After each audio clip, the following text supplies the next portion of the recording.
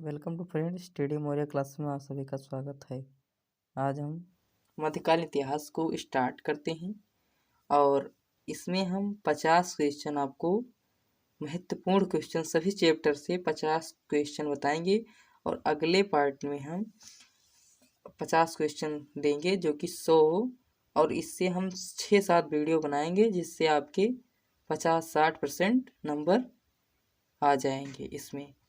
तो आइए जल्दी शुरू करते हैं और देखते हैं अपने महत्वपूर्ण क्वेश्चनों को और इससे देख लेते हैं। ये अगले साल का सीरीज है, ये अगले साल जो पेपर आया हुआ था उसका सॉल्यूशन है और इसे देख लीजिए और अगले साल के और प्रीवियस पेपरों को हम सॉल्व करके आपको बताएंगे जिससे आपको ये पता चल जाएगा किस प्रकार के हमारे एग्ज़ाम में प्रश्न बनते हैं और इससे आपको अंदाज़ा भी हो जाएगा कि हम कितना जानते हैं। तो आइए बिना देर करते हुए वीडियो को स्टार्ट करते हैं। तो पहला क्वेश्चन देखते हैं। ये अमेरिकी स्वतंत्रता संग्राम के समय इंग्लैंड का था कौन? इंग्लैंड का प्रधानमंत्री कौन था? जो अमेरिका था वह जब स्वतंत्र संग्राम के समय इंग्लैंड का प्रधानमंत्री कौन था? तो ग्रेनविले थे। सेकेंड नंबर क्वेश्चन को देखते हैं। ईस्ट इंडिया कंपनी की स्थापना कब हुई थी? ईस्ट इंडिया की कंपनी जो है वो सबसे पहले भारत में कब स्टार्ट हुई थी? तो वो 1600 ईस्वी में स्टार्ट हुई थी। यूट्रेक्ट की संधि हुई थी। यूट्रेक्ट की संधि 1713 ईस्वी में हुई थी। कब? 1713 ईस्वी में हुई थी। आइए अगले क्वेश्चन की ओर बढ़ते हैं। पिरेनीज की संधि हुई थी। पिरेनीज की संधि कब हुई थी? 1659 ईस्वी में। 1659 ईस्वी में। ये फ्रांसीसी क्रांति की शुरुआत कब हुई थी? फ्रांसीसी क्रांति का शुरुआत कब हुआ था? तो फ्रांसीसी क्रांति जो है वो 16वीं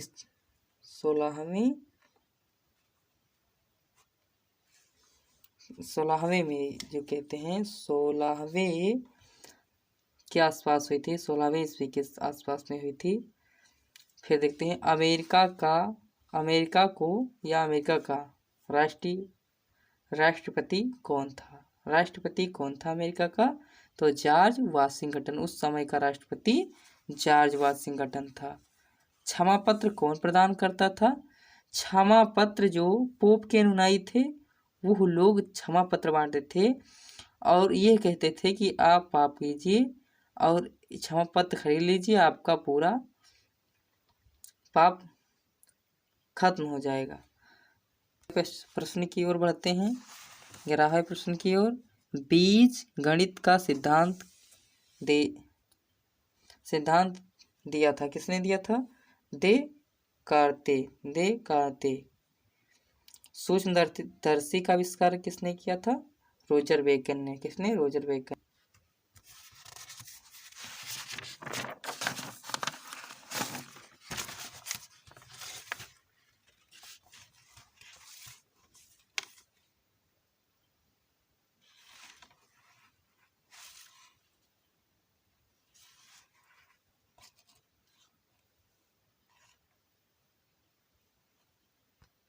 और आइए 12वें क्वेश्चन के बढ़ते हैं। मेरे बाद प्रलय होगी, ये किसका कथन था? यानी लुईस 15वां जो था, 15वां ने बताया कि मेरे बाद प्रलय होगी, ये किसका कथन था? तो लुई 15वां का। अंतर्राष्ट्रीय महिला दिवस कब मनाया जाता है? अंतर्राष्ट्रीय महिला दिवस मनाया जाता है 8 मार्च को। अंतर्राष्ट्रीय महिला दिवस 8 मार्च को मनाया जाता है। लुई 15वें का समय काल था। यानी जो लुई 15वां था जिसने बताया था कि मेरे बाद प्रलय होगी, यह कथन, उसका जो कहते हैं लुई 15वें का समय कितना था? 1715 से 1774 ईस्वी तक। आइए नेक्स्ट क्वेश्चन की ओर बढ़ते हैं। ब्राजील की खोज किसने किया था या किसने किया था? कैम्ब्राल ने किया था। ब्राजील की खोज कैम्ब्राल ने किया था। अगले क्वेश्चन की ओर बढ़ते हैं। 1789 की फ्रांसीसी क्रांति का नारा था? 1789 ईस्वी की फ्रांसीसी क्रांति का नारा था स्वतंत्रता, समानता तथा मातृत्व भावन। किस इतिहासकार ने लुई के 16वें शासनकाल को राजवंशीय पश्चात का युग कहा? एक्टन ने बताया है कि किस इतिहासकार ने लुई 16वें शासनकाल को राजवंशीय पश्चाताप का युग कहा जाता है? एक्टन जो है उन्हें बताया गया है 16वें शासनकाल के राजवंशीय। फिर आइए 18वें क्वेश्चन की बढ़ते हैं। चूंकि मैं चाहता हूँ इसलिए यह कानूनी है।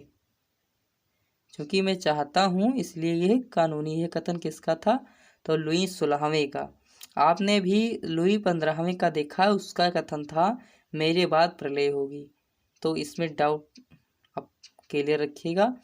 तो जब कहीं आ जाए चूंकि मैं चाहता हूँ इसलिए यह कानूनी है, तो यह लुई 16वें का कहना है या कहना का कथन है। आइए नेक्स्ट क्वेश्चन की ओर बढ़ते हैं। 1789 की फ्रांसीसी क्रांति का मसीहा कहा जाता है। जो 1789 ईस्वी में फ्रांसीसी क्रांति का मसीहा कहा जाता है हुआ जब, तो उन्हें रूसो को कहा जाता है। किसे? रूसो को। दी पार्सियन लेटर्स नामक रचना लिखित में किसकी है? दी पार्सियन लेटर्स नामक रचना लिखित में किसकी है? तो मॉन्टेस्क्यू का। किसका? मॉन्टेस्क्यू का। डिकेमरा का लेखक बुकेसियो था। कौन था? बुकेसियो। स्टाम्प एक्ट का पारित हुआ, यानी स्टाम्प एक्ट जो है कब पारित हुआ? 1765 ईस्वी में स्टाम्प एक्ट पारित हुआ। किस नाविक के नाम पर नई दुनिया अमेरिका का नाम पड़ा? किस नाविक के नाम पर नई दुनिया अमेरिका का नाम पड़ा? तो अमेरिको जो था नाविक, उसके नाम पर अमेरिका का नया नाम पड़ा। अमेरिका में बिल ऑफ राइट्स कब पास हुआ? जो अमेरिका में बिल ऑफ राइट्स कब पास हुआ था? तो 1689 ईस्वी में हुआ था। नेक्स्ट क्वेश्चन की ओर बढ़ते हैं। कुतुबनुमा का आविष्कारक कौन था? तो कुतुबनुमा का आविष्कारक मार्को पोलो था। नेक्स्ट क्वेश्चन की ओर बढ़ते हैं। फेमिलियर लेटर्स नामक रचना निम्नलिखित में किसकी है? पेट्रार्क की है। आइए नेक्स्ट क्वेश्चन की ओर बढ़ते हैं। आइए 27वें क्वेश्चन को देखते हैं। पृथ्वी सूर्य के चारों ओर चक्कर लगाती है कथन के जन्मदाता कौन थे? कोपरनिकस ने बताया कि पृथ्वी सूर्य के चारों ओर चक्कर लगाता है, यानी पृथ्वी सूर्य के चारों ओर चक्कर लगाती है। आइए नेक्स्ट क्वेश्चन की ओर बढ़ते हैं। 28वां क्वेश्चन है। An address to the nobility of the German nation किसने लिखी थी? तो किसने लिखी थी? मार्टिन लूथर ने लिखी थी। 29वें क्वेश्चन के बढ़ते हैं। एमिल एक लेखक था रूसो का।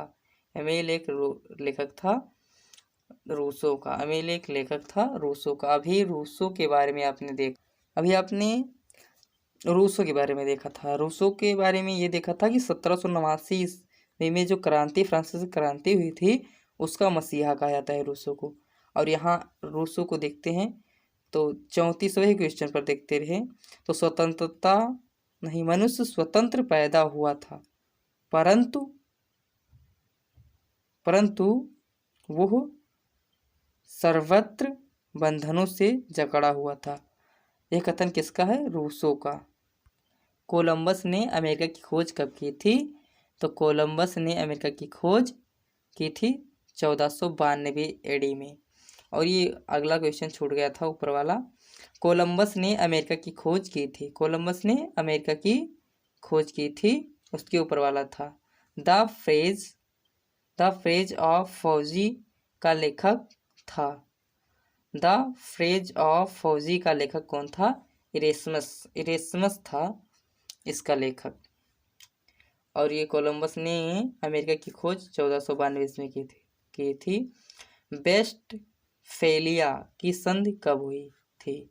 वेस्टफेलिया की संधि 1648 ईस्वी में हुई थी।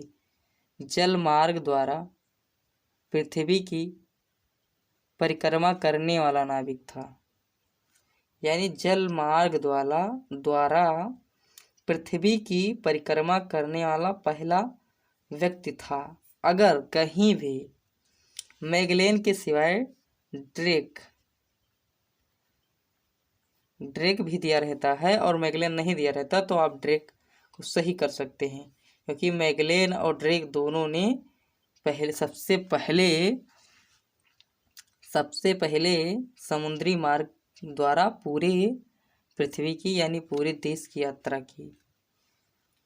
आइए देखते हैं नेक्स्ट क्वेश्चन को। मनुष्य स्वतंत्र पैदा हुआ था, यह था, परंतु वह सर्वत्र बंधनों से जकड़ा हुआ था। किसका कथन है? रूसो का कहना है। तो रूसो का कहना यानी रूसो को आप 3 बार देख चुके हैं, यानी रूसो एमिल एक लेखक था और यह 1789 फ्रांसीसी क्रांति के मसीहा के नाम दिया गया था इसे, रूसो को। और यहाँ मनुष्य स्वतंत्र पैदा हुआ था परंतु वो सर्वत्र बंधनों से जकड़ा हुआ था, यानी जो मनुष्य था वो स्वतंत्र पैदा हुआ था परंतु यह सर्वत्र मतलब सभी बंधनों से जकड़ा हुआ था। यह किसका कथन था? रूसो का कहना था। आइए नेक्स्ट क्वेश्चन की ओर बढ़ते हैं। फार्डिनेंड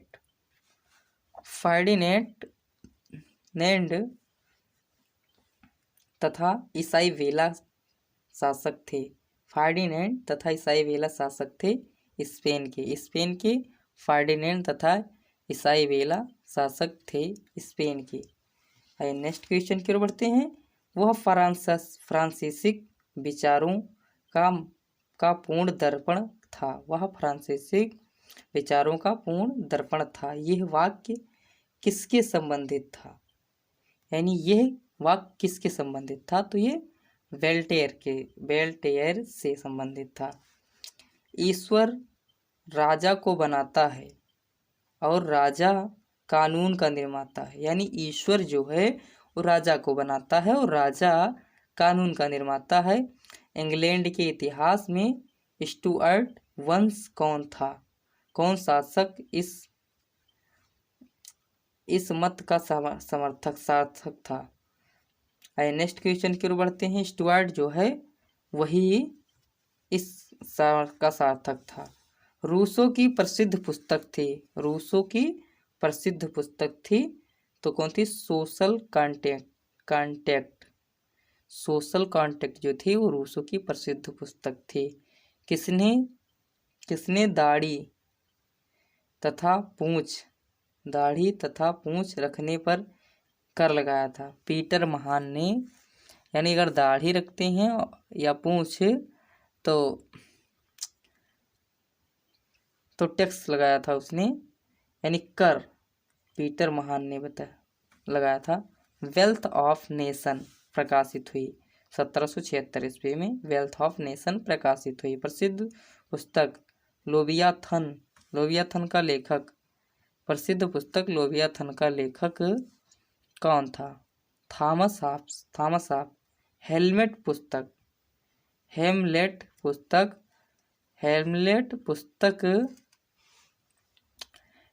पुस्तक है विलियम शेक्सपियर की रचना है जो कि हेमलेट पुस्तक के नाम से जाना जाता है। तो आइए नेक्स्ट क्वेश्चन की ओर बढ़ते हैं। वाष्प चलित इंजन का आविष्कार कौन किया था? यानी भाप से चलने वाली इंजन का आविष्कार किसने किया था? जेम्स वाट ने किया था। तो किसने किया था? जेम्स वाट ने। 44वें क्वेश्चन की ओर बढ़ते हैं। इंग्लैंड का प्रथम प्रधानमंत्री कौन था? Lord grey. लॉर्ड ग्रे जो था वो इंग्लैंड का प्रथम प्रधानमंत्री था।